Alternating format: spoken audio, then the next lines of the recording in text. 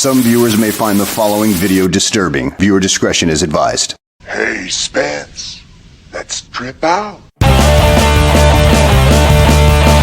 afraid not every human is as smurfy as they should be, Sassy.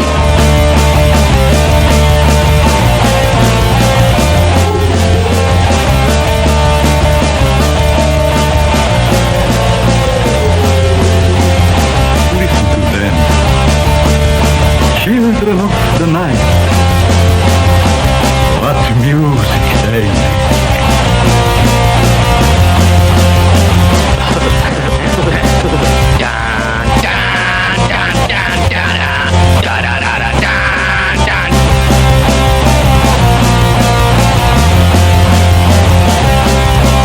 Yeah, certainly. Here we are.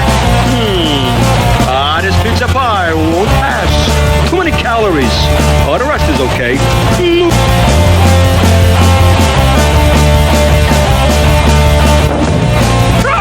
Natural light! Get it off me! Get it off me!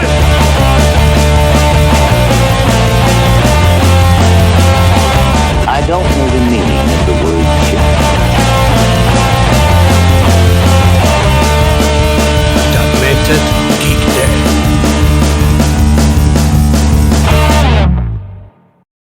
Sunshine on a cloudy day.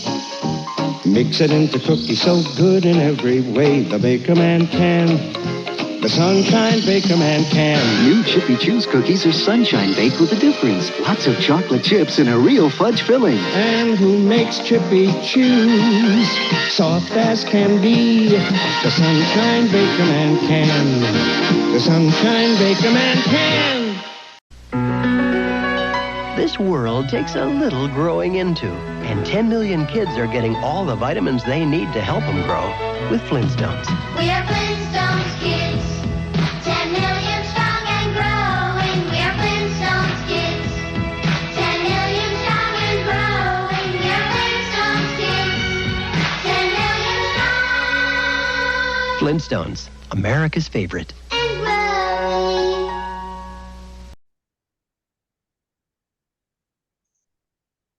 Okay.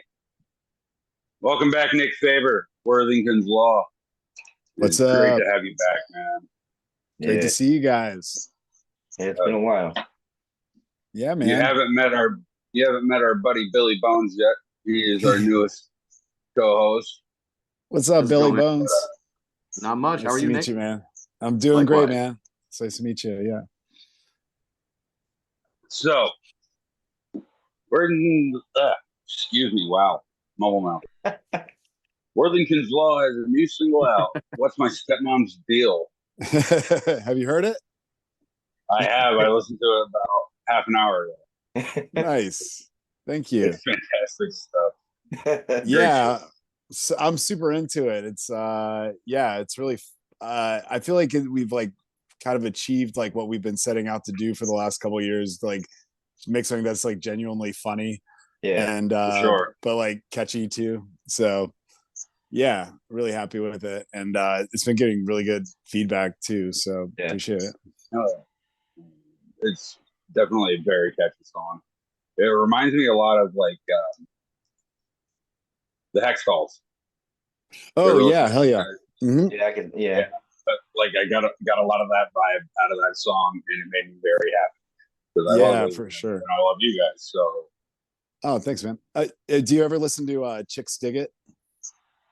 Yeah, absolutely. They're from like like Calgary, I think. But they're pretty big in the '90s, and that I feel like that was really who I literally listened to this one song of theirs called Sukhumi Beach like 5 times in a row before I started writing that song because I want to play the channel because they do that kind of like it's kind of like Hextals. It's like Ramonesy, but it's got like a good melody to it too, and so I was trying to channel Chicks Dig It there a little bit. Absolutely. Yeah, no, it's fun stuff. And another thing, like I just want to bring it up, a quick shout out, if you will. Orphan Riot. They play with you guys. Yeah, that's right. Those guys. If you haven't listened to Orphan Riot, give them a go. They're fucking great guys. Yeah, Orphan Riot. I'll give them a quick shout out. What's up, dudes? If you happen to be watching or listening to this, Oh, I'll shoot it. I'll shoot the link to them. they're like the hardest working band in North Carolina. Three young guys who gig like crazy. Noel's been doing this. He's only 20 years old. He's been doing it since he was like 14 or something though. And having them as like our kid can rip. Well, and so that's the thing. So like, Worthington's Law started out as like really a studio thing. And it wasn't until we hooked up with them that we could really kind of take it to the next level and become like a live band and eventually go on the road. So yeah, Scotty, who's my bandmate / producer and guitarist, Scotty and I plus Orphan Riot went on this little mini tour a few weeks ago, but as Worthington's Law. And I'm just so appreciative that those dudes are willing to like jump into this band too and like be a part of it and kind of get behind what we're doing. And so having like this really tight experienced band as your backing band is like the best thing. As you guys know, as like I'm just a punk rock dad like you guys, and this is something that just I started writing songs and like I got really lucky to meet this dude Scotty, and he turned it from a hobby into a real band, and now these Orphan Riot has helped us take it to like more legitimacy or more I don't know, actual bandness. So it's been really awesome. Yeah, no, that's badass. Those guys are awesome. They're a great band, and they play really well. So you couldn't ask for a better backing. Yeah, hell yeah. They're really great dudes, too. For sure. Absolutely. Yeah, definitely check them out. If they're in your area, go see them. Oh yeah, and actually, well, yeah. If anyone's watching or listening to this in North Carolina, we're playing a show at the end of June at the Cat's Cradle, but at the back room. So not it's a very prestigious club, but we're playing in the back room, and it's called the Sandwich Shop Showcase. So Scotty Sandwich is my collaborator. He runs a like a production or a studio in Oxford, North Carolina. And so like 8 acts that work with him, including Orphan Riot and including us and 6 other bands are all playing this great show at the end of June. So anyone in the area or willing to drive, would love to see it. and I'll have to see what I can do. Yeah, man. It's only a few hours up the road. Yeah, hell yeah. I'd love to see you there, dude. I'm sure Orphan Riot would be stoked to see you too. If I can make it, I will. Sure.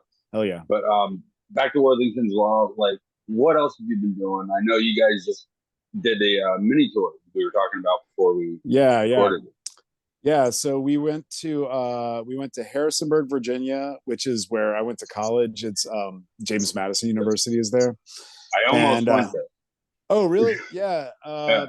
It's a really cool town. I went to school there, but then I actually like lived there as a townie for a few years and got to know a lot of locals. I worked as a pizza driver, and it was really like a formative time. And so I've got a lot of homies that are like either still there or live nearby, and had like 5 or 6 old like of my like tight crew were there at the show in Harrisonburg.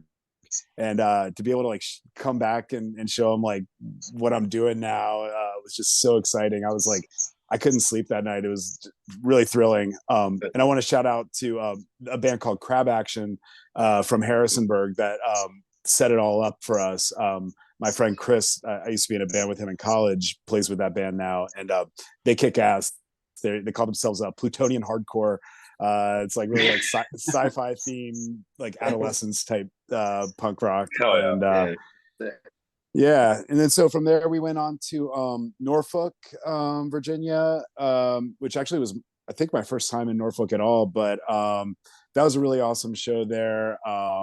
Shout out to Seth P and the Trying Times for helping us set that up. Played with 3 great bands. We were like treated really well, but the venue had a little apartment upstairs, so that was like felt really awesome to us to be able to like finish the show and like go upstairs and go to bed. Like, especially when you're in your 40s, like Yeah, Hell yeah. right. I was just about to say it for like a dad. Hell yeah, that's perfect. Yeah. So, and then the To go last rock out and then just pass out. Oh yeah, hell yeah. No, it was great too because like we got free dinner and like between sets, like I ran up there with my burger and was just like, Fuck yeah. like this is the life. Yeah, I've made it. Right. And then on Is this to what it's like to be famous? yeah, it must be right. You get on like the floor of a like little like punk squat. And so the last stop was in Wilmington, and that was on 420. So we called it the Road to 420.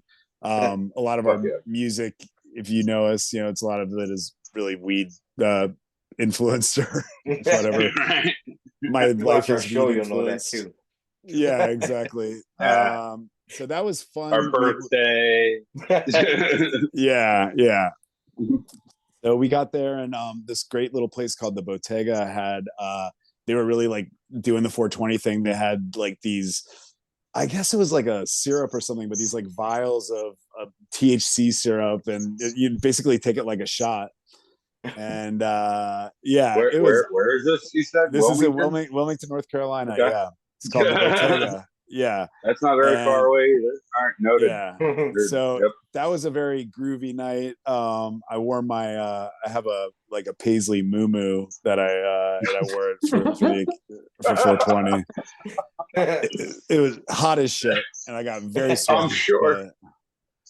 But yeah, it was a blast, and yeah, just again, like just to reiterate, like I met you all through like this Facebook group. Like I don't want to like suddenly get so like sappy or on this podcast, but like I want you guys to know and everybody else to know, like I was out there representing like us and representing like people who might not think they can achieve a dream or that they've given up on their dreams or whatever. Like, and I was telling that to my bandmates because like, especially the younger guys, like they almost, I don't know, I assume they might take it for granted because they go out on the road and they're used to this and stuff. And I was like, I want you guys to know, like I had a dream like years ago and like I thought it was done, and I thought I just had like a normal like boring life and it was going to just suck forever, and like I have this band now and like this is so exciting and meaningful to me, and I want you guys to know that when we go out there, there's other like dads and other whatever, just people who like don't think they can do it, and I want them to see me sweating my ass off up there talking about being a dad, whatever, and be like, oh shit, man, like that guy's having a lot of fun, I can do that too. And so yeah, that's just I just try to like represent like punk rock dads and Punk Dads United and just anybody who feels like, oh shit, it's like I missed my chance to do something interesting or fun, like so that's what it's all about. Exactly. That's why I started my own little pop-up thing. I'm like, hell yeah. I've always wanted to run a kitchen. I ran kitchens for other people. I started writing basically the same thing. Yeah, man, exactly. Yeah. Don't you guys right here with your podcast too. Right. This wasn't even really a dream. This is just something we. This is just something that happened. Yeah. We literally just. I was like, "Hey, you guys want to do this?" And they're like, "Yeah." I was like, "All right, let's go." Yeah, of course. But the thing is, like, dreams can like morph or mutate, or you can have new ones. That like, exactly. and that's kind of metamorphosis. It's become a dream to make this the biggest thing we can. Yeah. It doesn't matter if so many thousand followers or so many million followers. I don't care. As long as we're getting noticed, that's all I give a shit about. Yeah. But like, and it's the same thing with you guys, I'm sure. Like, as long as people come to see us and they're having fun, that's all that matters. Yeah, exactly. Yeah, no. We have a couple fans, and I'll mention them by name.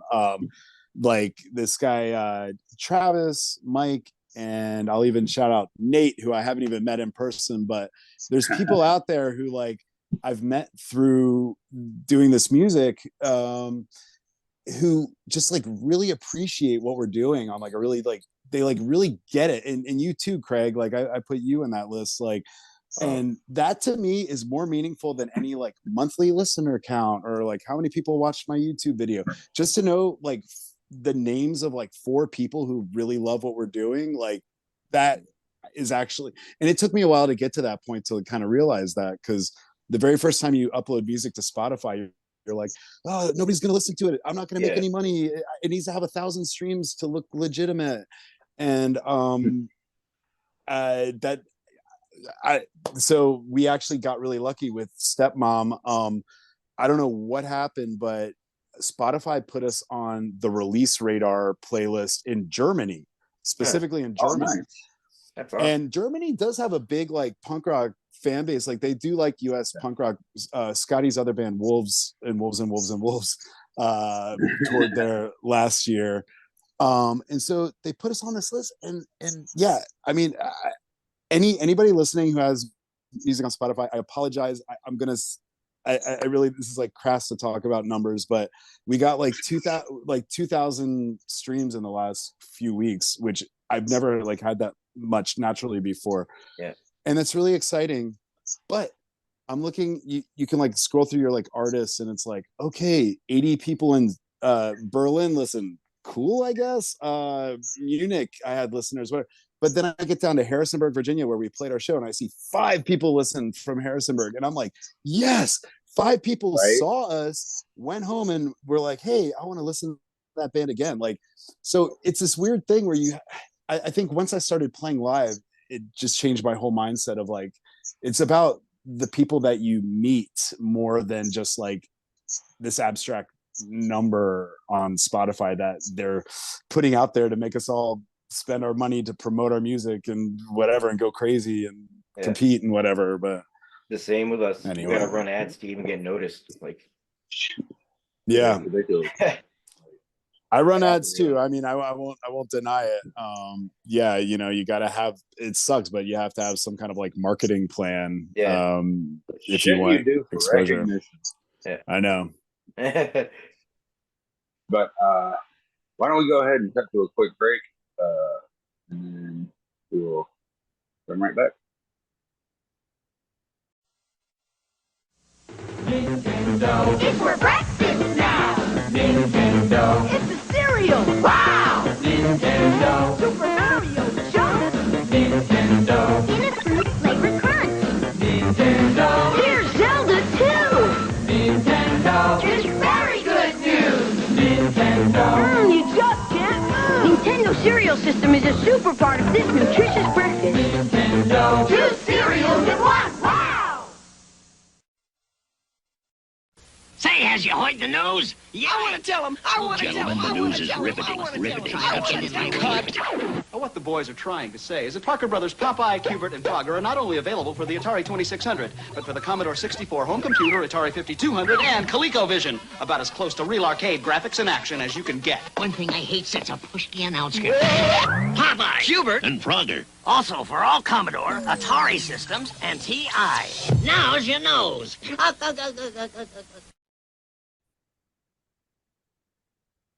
All right, and we are back. Call of nature answered. All right, so for those people new, just stumbling upon the Geek Den, or maybe just too lazy to go back through our episodes and see the first time you were with us, Nick, like me. We used to number them. Why don't you go? And it's just kind of chaotic. Yeah, well, just always make mine 420. Fair. We'll edit it specifically so that's the 4 hours. 420.1, 420.2. But for new watchers, listeners, people just stumbling upon, any people like me who just don't want to go back and find your first appearance on the show, why don't you go ahead and tell us what are some of your inspirations? You had mentioned Chicks Bigot earlier for the new single, but as for Worthington's Law as a whole. Yeah. It's really funny and good timing that you asked me this. I literally today put together a playlist of 15 songs from bands that have inspired me through this. So It includes Circle Jerks, the Mr. T Experience, Descendants, the aforementioned Chick Stiggit, Adolescents, Dwarves, the Dickies, the Vandals, DI, the Muffs, Sloppy Seconds, Angry Samoans, Bad Religion, Agnostic Front, and all. That is all. That's pretty much fucking everybody. Good. So well, and that's kind of the point. Like, so for anyone who hasn't listened, like, all right, so on social media, I use Funny Punk Band as like the handle. Just because Worthington's Law could look like Worthington's Slaw, and nobody knows what the hell that means anyway. And so I'm like, if a random person sees this on like Twitter or Threads now, like they'd be like, okay, at least I know what it is. You gotta market that. You gotta Worthington's Slaw. Worthington's Slaw. Worthington's Slaw with Cool, a man. great pulled pork sandwich. Yeah, hell yeah. Well, we love our barbecue here, so yeah. I was gonna say you're in Durham, bro. You're in like Carolina barbecue home. Yeah. Right So yeah. So I come at it from my background. I did like improv comedy for a long time, and I used to really, that was my, talking about dreams changing. Like my dream was to be like a comedy writer in television or something, but I didn't really know like how to achieve that. And when I started doing this band and writing these songs, like I almost approached it that way. So like lyrically, I would say unironically, Weird Al Yankovic is probably like my biggest influence because his like original. We all love Weird Al. Yeah, I mean he's a brilliant lyricist. Genius. His original songs are just so brilliant. So yes. And then all those bands I mentioned, like sonically, I'm in my 40s.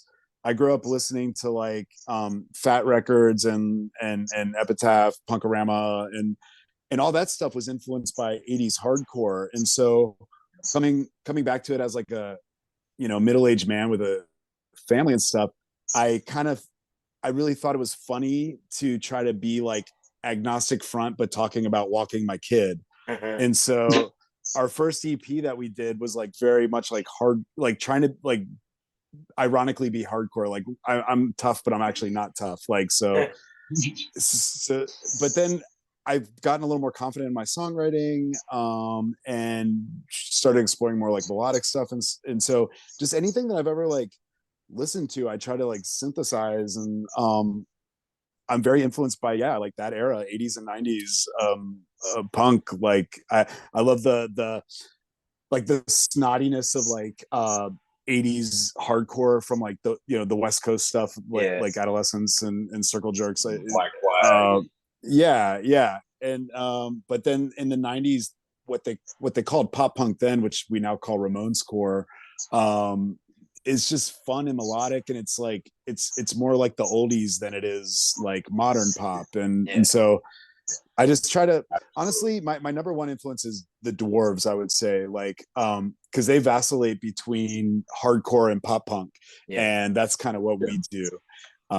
So yeah, I would say for sure, and I want to be Black Dahlia, like I when I'm on stage, like I'm trying to be like a very presentational frontman. Like I'm not like hiding back there or anything. Like I sometimes come off the stage, I sing my songs at people, and I do that because that's what I've seen like the Dwarves do, and what I've seen like Keith Morris do, and other folks, and so I just try to channel that. For sure, absolutely. I love a good animated frontman. So like, and you do pull it off really like well. then I can see you like in a place like Tin Roof, for example. Like that's why I want to get you down here so badly. Wink, wink, yeah, let's do it. For sure. But it's one of those places like the stage is literally just right there at the end of the floor, and it's a 4-inch step down. You know what I mean? And so you just step off and like get in with the people and everything. And I love an intimate venue. Yeah, that's why I love it. Because there's no security like separating you, so you can just go for it. You can be amongst your people and singing your song, and everybody's having a good time. Yep. Yeah, hell yeah. The fun aspect. Oh Makes man, all of it worth Yeah. We like to like our stage show like is we talk about it like controlled chaos. Like we want to play. We try to be a very tight band, but Scotty will also like go into the crowd with his guitar, like just we have a lot of fun and try to make it kind of like interactive in a way, like call and responses and stuff like that. You And should so tell dad jokes like in between each song. we definitely. I mean, whether it's intentional or not, there's They definitely a have lot of corny banter. Yeah, of course, representing the dads, man. Hell yeah. Oh yeah. You gotta. It's kind of like that. I just saw Bad Religion last week actually, and Greg Graffin. Like the last time I saw them, granted it was a Warped Tour, but I don't remember him being as animated as he was last week. Like, he's Wow. getting up there in years, so he was just like all over that stage, dude. Like, you know how Hell he yeah. sings with his hands, like a Yeah. crazy Italian dad. Like, but it was a big stage, sure, but like just seeing the energy that he's putting into everything, holy shit! That's It so was awesome. like I need this all the time. Yeah. Oh, I saw Descendants with Circle Jerks in Adolescence when they came to Awesome. Raleigh.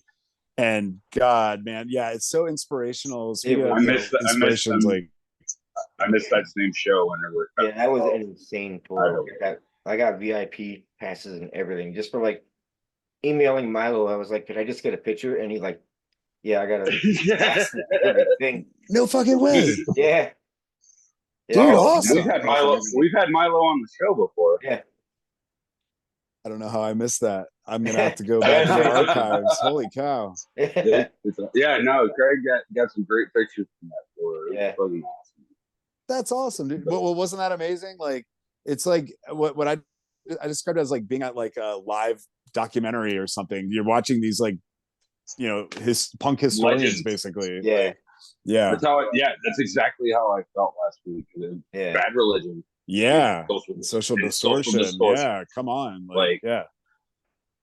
45 years those bands have been around, and not Incredible. once have they played together. Yeah. Wow. Not once have they shared the same stage. They talked about it quite often. Like wow. Mike Ness and Greg Graffin both like, yeah, we've never done this. I don't know why, but here we are. And I was like, this is fucking amazing. It felt like work. You know what I mean? I felt like I was at Work Tour. It was an outdoor venue. Oh, on a nice. lawn, like all general admission. Just a sea of black t-shirts. It was fucking great. That sounds awesome. Fucking fun. $10 beer. It was fucking great. But yeah, that's a like discount these days. Fucking A. At a place like that, I was like, this is actually pretty cheap compared to like the stadium or the fucking Coliseum. Like, let's be thankful we're only paying $10 for our beer. It might only be a 12-ounce can, but it's beer. You could be going first. It's wet. Water's free.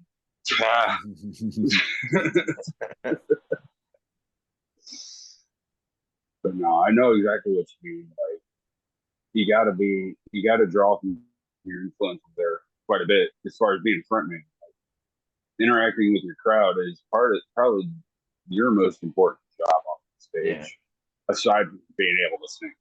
Yeah. Well, because I watch a lot of other bands too, and sometimes like if the lead singer is a guitarist as well, they might be really focused on playing, and sometimes if they don't, if it's more like punky or whatever, they don't care as much, they can still bring it. But I feel like if I'm not doing anything interesting with my hands or like impressing anyone with my musical talents, I have to be putting on a show. Exactly. That's why I don't like. I do. Man, I'm not promoting myself here at all. But I do karaoke every Sunday. I do karaoke every Sunday. Like, hell yeah. I don't host it or anything, but I'll go up and sing a song or two. But I'm a guitar player. Like, I'm one of those guys. I'm a guitar player, singing guy. I'm not focused on my guitar playing because I'm not a lead guitar player. And I can play chords well enough that I can just split the focus. But when I'm doing karaoke, I don't have my guitar. So like Ricky Bobby, I don't know what to do with my hands. You know what I mean? It ends exactly. Unless I'm singing war picks, and then I can grab a mic stand and put the mic on the stand and just be Ozzy. You know, hold it with both hands. Go.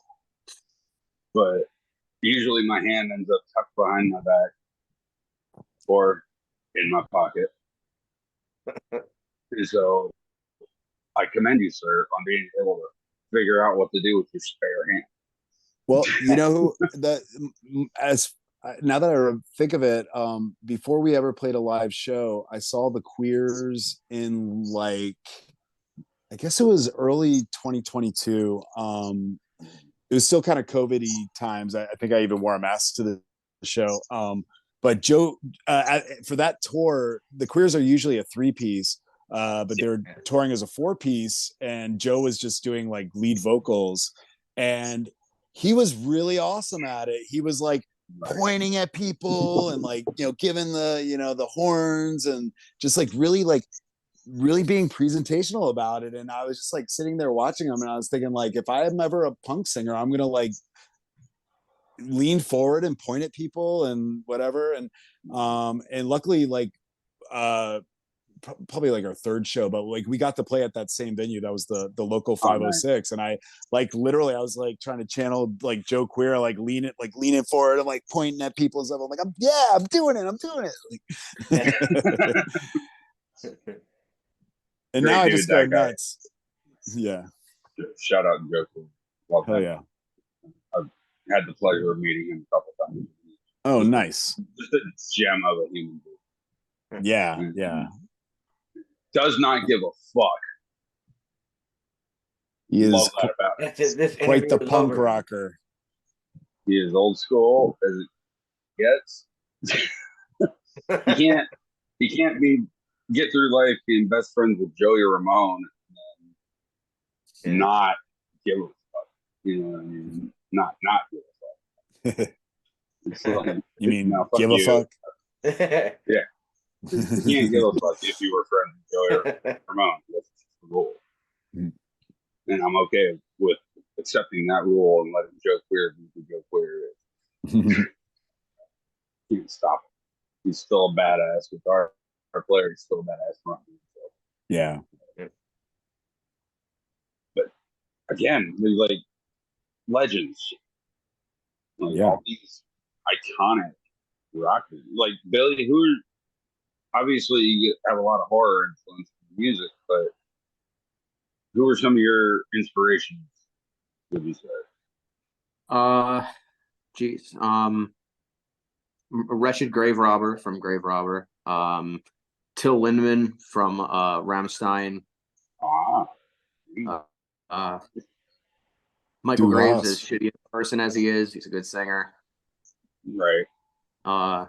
Yeah, pretty much any really good singing frontman who knows how to, you know, do their job. Like Nick was saying before, you know, being a frontman, you have to be able to work the crowd. You know, it's almost like being an actor as much as anything else. Yeah.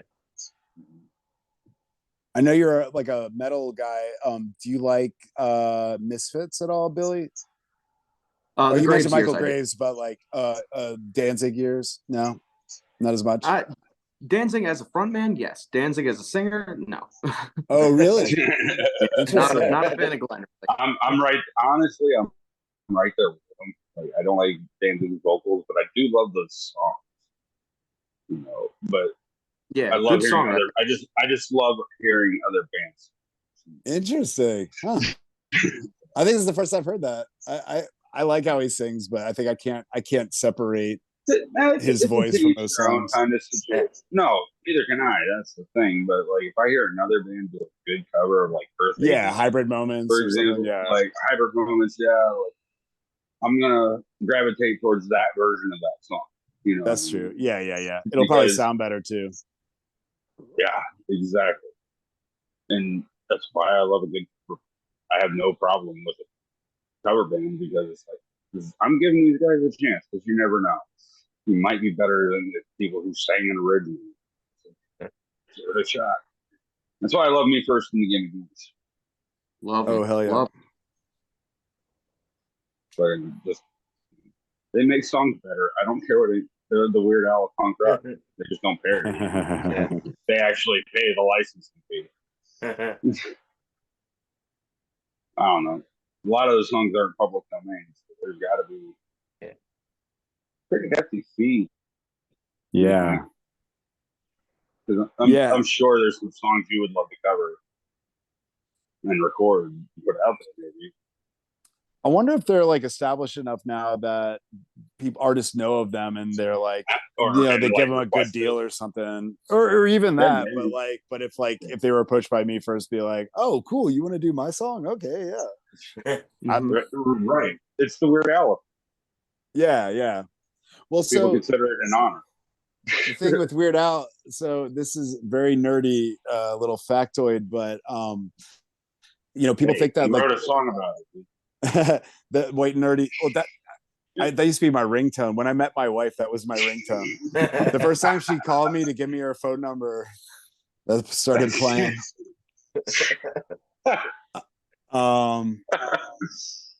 But so the thing about parody is, and I actually just learned this recently. What Weird Al does isn't technically parody under parody law.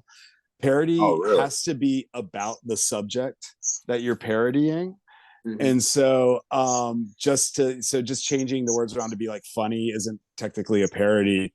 And so he does actually have to get permission. Right. But the example I read about that kind of would fall into the parody law that he did Achy Breaky Song, which is about Achy Breaky. Yeah. So that's literally about that song. So that one, he could have gotten away with just doing that. But yeah, that's why he always reaches out to artists. Makes sense. Okay. Weird Al facts. Yeah. Nick's good for it. The more you know. Yeah. Yeah, we expect that little rainbow to pop up. You should edit that in at some point, Greg. The rainbow right over that. Yeah. When he does Weird Al facts. And don't edit this part out.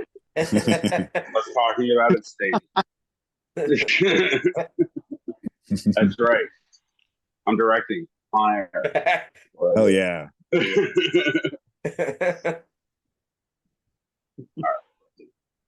right. Okay. We're still pretty good on time here. I don't know. We covered inspiration. Covered your new single. It's what's my stepmom's deal. Great tune, by the way. Yeah, no. We got about that was it. What the B-side? What was the? I didn't give that one a listen yet. But yeah, I'll give you guys a little. So it's called Man Baby, and I'm not trying to be. It's actually about somebody, and I don't know if they know it's about them or not. And I'm just gonna leave it at that. But I'll put actually, and to make it more confusing in case that person happens to listen to this, it's kind of about the first verse is more about one person, the second verse is more about another person. But basically the concept is we all know these guys out there who just like for whatever reason are a little more like needy of their friends, let's say. The classic frenemy, they kind of take more than they give. And I had a couple tough situations with a couple friends I had made kind of during the pandemic time, you guys, that's how we all met each other or whatever. Like you meet people really in that time when you're all at home, it's like every friendship is like, oh my God, a new friend, like somebody else I can talk to. Holy shit. Like I'm not getting out of the house. So I'm going to put, and so I had a couple of these friendships that like, looking back, I'm like, I feel kind of silly, but like, they just became these like really like intense friendships really quickly, where it's like texting every day. And for a while I was like really like, and I'm going to speak a little vaguely because it's kind of applies to like both of these situations, but like, you know, kind of going along with it, but then all of a sudden being like, wait, like this person's always asking me for something, or this person like isn't actually like here for me. They just like that I'm giving them attention. Yeah. And so anyway, all that seriousness is to say that we wrote a really silly song called Man Baby that features a part that says goo goo gaga in it with a rattle sound effect. But I mentioned Sloppy Seconds as one of the influence. Like, if anyone's never listened to them, they're like from the 80s. They did like old school pop punk, very Ramones oriented. They called it like trash rock or something, real trashy pop punk. But so this was kind of my take at like being Sloppy Seconds and just like kind of being real like sarcastic and like snotty and trying to be stinging to the subject of the song, but also like in a playful way, hence the goo goo gaga. and yeah, not gonna lie, and not to discredit, but I was really hoping it was about like man having a fever. Like, because you know how it is. I know you, Craig, Billy. You know how it is. We're men. You understand. When we get sick, it's the end of the fucking world. Oh yeah. We need our blankie. We need a bottle, and we need our mom. Well, hey, I cry a lot, so I shouldn't be out here calling anyone a baby. Like I cry at like reality television shows that I like 5 minutes earlier. I'm like, this show's so shitty. Like, and I'm like, oh, they love each other. Okay. So, has anybody here watched that show Grimm? Yeah. Oh, yeah. I haven't watched it. So show. It's about the Grimm fairy tales, based on it's based on like those characters and all that shit. But and it's about fucking. Like there was a reuniting a mother and a child, and I was just like, no. I was like, nope, stop that. Stop it. You've seen that before. Stop. Don't. Yeah, I know exactly what you're talking about. You hadn't like it's like, man, that guy's being a baby, and then look at yourself. Oh man, when we were on our mini tour, you could have played Why Are Nick's Eyes Red? Tired, high, or crying, and it could have been any two or three at any given time. Just say yes. I was exhausted, getting high, and weeping because I couldn't believe how cool it was that I was doing that. Oh, yeah. Tears of joy. Yeah, man. Your first tour. Yeah, no at 44, 44 years old. You see, you're never too old to live out your Yeah, hell yeah. The man's first tour. That's fucking badass. Dude. Yeah, man. Really, like, you went from a studio band just putting out an album on your iPad. I remember you on our first. Oh yeah, I showed you like how I made it, right? You did a little, That's right. That's fucking awesome. Like, yeah. It was all on a computer, but you know what? You translated that shit into live music. Yeah. How many people can say they've done that? Billy, you can say it. You play. Have you guys played any show? Have you guys done that? You guys haven't played any shows? No. Yeah, not with the Deftones, but with my previous band, Radio Riot, we're playing. Yeah. Right. Like that first show, though, it's always like, holy shit, it's happening. Oh yeah, our first show we opened for Richie Ramone at a local bar, and I was like, holy crap! Like we're opening up for like one of the members of the Ramones. Like that's so sick. Like yeah, and I feel that too. Like it's like a natural high, you know. Like you just like it takes a long time to come down from that. You're like, I can't believe I'm here. I'm playing in front of all these people. They're loving it. You know, like they're cheering. Yeah. And that's another thing. You hadn't played your first show yet, last time we had you on. So what And was that experience like for you? that was really awesome. So it's sort of the same type show that I was talking about for June. Scotty put on this little like showcase of 4 bands that he worked with, including us. And I mean, I don't know if he set it up just so that it would like we could have a first show, but it made it easy because it was all like bands he had worked with, and we didn't have to like go out and like find people to trust us that we were any good, like and so that was really special because my wife and son were there, and that's actually the only time they've seen us play, because my son's still pretty young.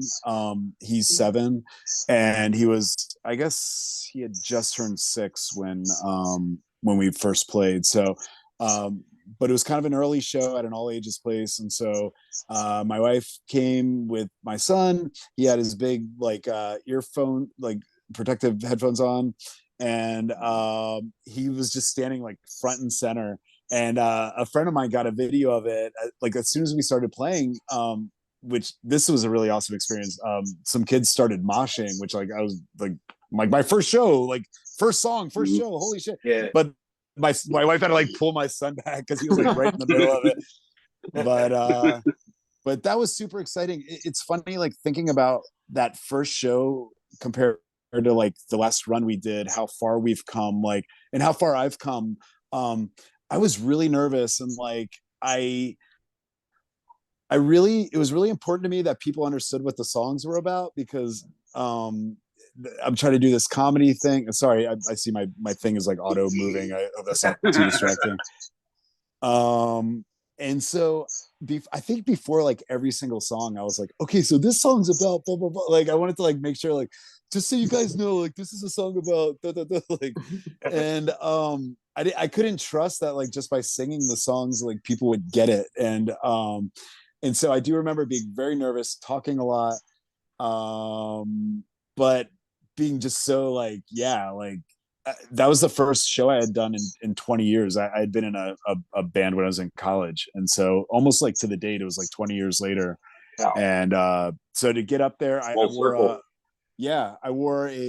I dressed up like a dad. I wore like a button down shirt tucked into khaki pants, and sang, and it was Skechers actually. And sang like a hardcore, and then acted like a hardcore singer. And it was so much fun. And so to this day, like we still try to incorporate, like I always have some kind of costume. It's always like a light or subtle costume, except for the moo. But yeah, the talking has gone down a lot because I finally feel like confident that like, hey, I'm up here with like a really good band, and like the sound system is good enough that people will hear what I'm saying. So I don't have to be like, okay, so just so you guys know, there's a pirate festival that happens every year in Tampa Bay. And a lot of people go there and they just drink all day and they throw beads and like explain the whole shit. And then I sing the song that basically sings all the exact shit I just said. Like, it's like, just to make sure you got that. Now, once you find your groove, it's very easy to like cut down on the unimportant banter. Yeah. Like, I don't have to explain the whole thing. Yeah, exactly. Like, this is about a place down in Tampa. Yeah, exactly. If you want to know what it's about, listen to it. Yeah, exactly. But you got to rely on a good sound guy for that a lot of times. Yeah. But you don't got to worry about that with where I'm going to get you. Hell yeah. Roof anyway. I know the best sound guy I ever worked with, so it's great. But dude, yeah, I can't wait. You're doing great shit, bro. Like, as somebody who's had the same dream for a long time, like, congratulations, dude. You fucking did it.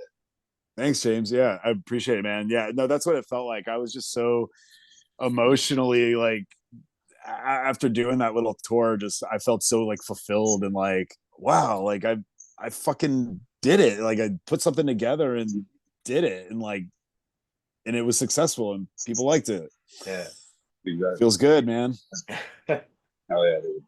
Getting recognition for something that you created, it's nothing more than that. Yeah, yeah, exactly. Yeah, I think validation is kind of like the word that I use the most. Like, Yeah, there you go. Validation. Yes. What I always say about, like, especially about my band, is the most validating thing to me is if a 50-year-old man in a Descendants shirt comes up to me and says, "That was awesome." Because I'm like, wow, you actually were listening to the Descendants before, like in the 80s. Like, you actually know the shit that I'm trying to reference and you actually think it's good. Therefore, like, I'm doing it right. And that to me is like true validation of like, wow, like a middle-aged punk guy likes me. Hell yeah. Fuck yeah. You mentioned earlier you guys have a show coming up. Yeah. So June 29th at the Cat's Cradle Back Room, the Sandwich Shop Showcase. It's an early show. It starts at 5. We're going on first, so my son and wife will definitely be there again. He's a little bigger, so maybe he can handle himself in the pit. But yeah, that's our next one. And then after that, we don't really have anything planned. We had a lot of focus on like getting that tour together. And so we played 7 local shows last year. This will only be our second one so far this year. Maybe we'll do 2 more locally. Maybe we'll come down to Charleston and like hit up, Columbia on the way back, or some other, city we've never been to. That's kind of what I want to do from now on, is like, play a couple local shows, but then, I have a family, so I can only do so much. But like, if I can get like 2 weekenders a year and play like 4 or 5 new towns every year, for as like long a little regional thing. Yeah, like that would be awesome. And tying it back to Keith Morris and that awesome tour we got to see, Craig, like seeing a 68-year-old man up there going, I was so wasted. I'm like, I'm 24 years younger than him. I got time. I can keep doing that. Exactly. That's all you got is time. Keep on rocking. It's fucking badass. Yeah. And of course, like, dude, just keep doing what you're doing, man. Because it's fucking good shit. Yeah, it is. Thanks, dude. Appreciate it. Appreciate all the time to talk about my band today. I thought we were, gonna chill and like talk about horror movies. So I appreciate the platform. That's another show. We'll bring it back for Terrifier. I'll have to study for that one. We'll bring it back when Terrifier 3 comes. I feel like I let you down on that one. But I can talk about myself for sure. Right. Well, that's what we wanted you to do. Sure, man. We wanted to get you time to come appreciate on. it. Really do. Talk about Worthington's Law, all the great stuff you guys got going on. One quick thing I want to touch on. I remember you sent Craig a cassette tape at one point. You guys put out a tape, right? Oh, what yeah. Album? Yeah. Oh, yeah. That's called Mr. Wild. That's right. Yeah. So that's our only that's like also, proper full length. Right. Yep, oh, hell there yeah. It is, right there. Oh, yeah. And that's also up on like your streaming services, right? Yeah. So what we've got is so we put out like 2 EPs, one in 21 and one in 22, and then we made like this like compilation album where we put those together and recorded 3 new songs, kind of packaged that up, and then we made Mr. Wild, and since then and kind of in between we're just putting out singles to see like how that does. But we've also been doing splits, or we're starting to do splits. We've got a lot of friend bands that we've either played with or that like we're just friends with, and so in November we put one out with Dave Strong, who's a guy from Maine, and who I met through like Instagram, and we're gonna be putting one out hopefully in July or August, depending on when I can get the master sent off. But we're gonna put out a split with an artist from Atlanta named Father Fury, who he's not like in our Facebook group or anything, but he's also like a punk rock dad, dude with a full-time job who's just out here writing songs and trying to make records. And he hooked up with us, and we're gonna make a little record together. And so right now we're just focusing on like staying productive, like meaning like always writing new songs and always having like some recording in process, and then trying to like figure out the live stuff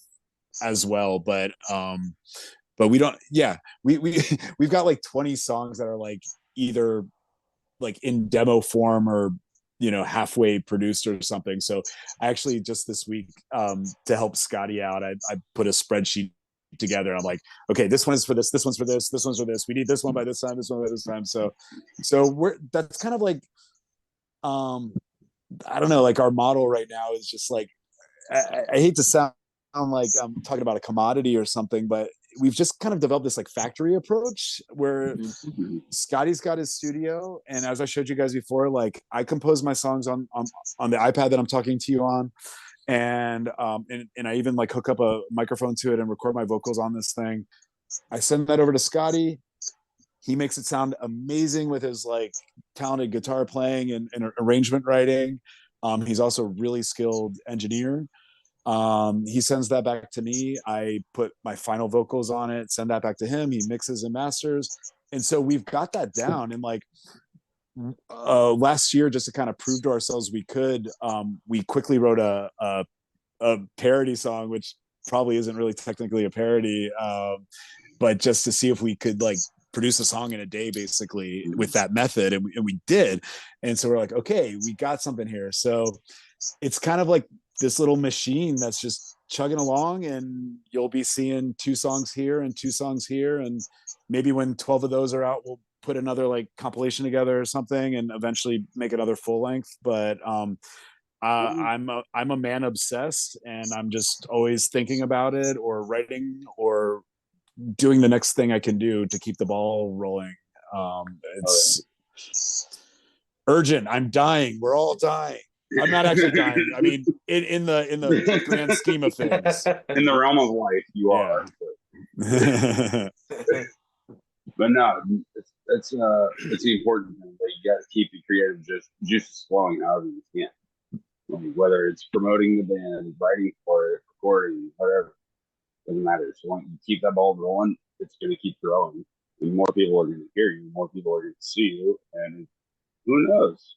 Maybe Warped Tour will come back and we can make it the dude. The unwarped tour, where we're like, where Warped Tour means like we're old and crippled now. We all need and they have like bleachers set up and stuff. Right. And the mosh pit is literally just the old guy going, "Move over." But no, man, we appreciate you coming on again, man. Yeah, I appreciate it, man. You're our brother from another mother. Hell yeah. And shout out to Scotty Sandwich. Hell yeah. Scotty, you're my dream maker, dude. Love you. Yeah, dude. If it wasn't for him, this wouldn't be happening. Yeah, exactly. And proud to say, not long after we had Nick on the first time, I went to the Tin Roof to see a friend of mine's band perform. And right there on the wall, I sent the picture to Nick. Right there on the wall is Sandwich Shop sticker. And I go, holy shit. I was just talking about this stuff. I was like, oh, yeah. There's a couple of them, dude. They're all over. There's one in the bathroom. Like, he's marked his territory. He has. He is hardcore. Shout out to Orphan Riot, greatest band you could ask for. Yeah, thank you boys so much for making my dreams come true a few weeks ago. I really appreciate it. Yeah, for sure. And shout out to you, Nick. Like, keep Worthington's vlog going, man, because it's seriously like an inspiration to me. Awesome. This guy. If this guy can do it, I can. So eventually, hell yeah, I might. I'm not going to try to plug anything, but maybe one day I'll get back into the music. But I'm having a lot of fun in the kitchen. Hell yeah, yeah. Well, thanks. That means a lot to hear that. I really appreciate it. Yeah, of course. And I know we're all proud of you. We can't wait to see what you got coming next. Watch my mom's deal. Go check it out, everybody. What Bandcamp, is it's her on deal? Spotify. Yeah. What is the stepmom's deal? Great stuff. Craig, Billy, as always, this has been a great time.